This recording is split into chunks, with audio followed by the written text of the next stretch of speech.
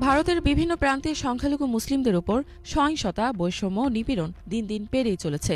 এ নিয়ে সম্প্রতি ঢাকা থেকে ভারতের সংখ্যালঘুদের পূর্ণ নিরাপত্তা নিশ্চিত করার আহ্বান জানানো হলে ভারতের পররাষ্ট্র মন্ত্রণালয় এক বিবৃতিতে মুখপাত্র রণধীর জয়সওয়ালের বরাতে জানায় যে পশ্চিমবঙ্গের ঘটনায় বাংলাদেশের পক্ষ থেকে করা মন্তব্য ভারত প্রত্যাখ্যান করছে।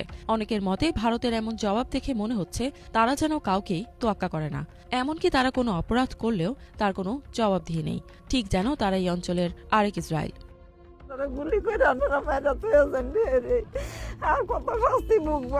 অথচ ভারতের অনেক প্রভাবশালী রাজনৈতিক নেতা পর্যন্ত মুসলিমদের বিরুদ্ধে ঘৃণা ছড়াচ্ছেন, এমনকি কেউ কেউ ভারত থেকে ইসলাম মুছে ফেলার ডাকও দিচ্ছেন।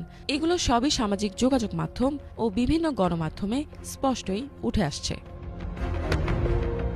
ভারতে বর্তমানে মুসলিমদের নিরাপত্তা ও মৌলিক অধিকার মারাত্মকভাবে হুমকির মুখে পড়েছে।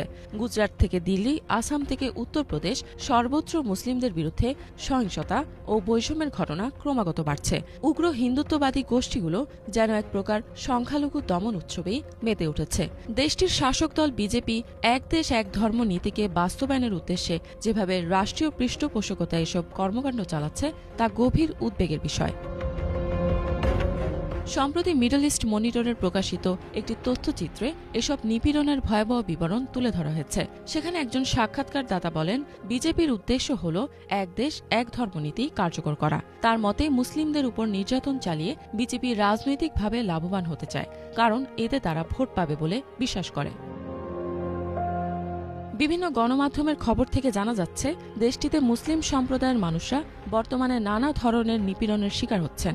বসত বাড়ি থেকে জোরপূর্বক উচ্ছেদ, ব্যবসা বাণিজ্যে বাধা সৃষ্টি ও প্রকাশ্য রাস্তায় বোরকা পরা নারীদের হয়রানির মতো ঘটনা অহরহ ঘটছে, যা অনেক ক্ষেত্রে উগ্র হিন্দুত্ববাদীদের দ্বারা পরিচালিত হচ্ছে। এদিকে উত্তরপ্রদেশ রাজ্যে মুসলিম নির্যাতনের মাত্রা উদ্বেগজনকভাবে বেড়েছে। রাজ্যের মুজাফফরনগর এলাকায় একজন মুসলিম নারীর হিজাব জোরপূর্বক খুলে নেওয়ার একটি ভিডিও সামাজিক যোগাযোগ মাধ্যমে ছড়িয়ে পড়ে। এই ঘটনার পর স্থানীয় মুসলিম জনগণের মধ্যে দেখা দিয়েছে আতঙ্ক। ভারতের বিভিন্ন অঞ্চলে মুসলিমদের উপর প্রকাশ্যে হামলার বেশ কিছু ভিডিও সোশ্যাল মিডিয়ায় উঠে আসছে, যা নেটিজেনদের মধ্যে তীব্র উদ্বেগ সৃষ্টি করেছে। মিডল ইস্ট মনিটরের তথ্যচিত্রে দেখানো হয় আসামের মুখ্যমন্ত্রী হেমন্ত বিশ্ব শর্মা তথাকথিত ক্র্যাকডাউনের নামে মুসলিম জনগোষ্ঠীর উপর দমনপীড়ন চালাচ্ছেন। কট্টর হিন্দুত্ববাদী দর্শনের অনুসরণে তার দল পরিকল্পিতভাবে মুসলিমদের লক্ষ্যবস্তুতে পরিণত করেছে। ব্যাপক হারে তাদের আটক করা হচ্ছে, মসজিদ, মাদ্রাসা ও বাড়িঘর ধ্বংস করা হচ্ছে, বহু মানুষকে কারাগারে আটকে রাখা হয়েছে। বন্দীদের সঙ্গে অমানবিক আচরণ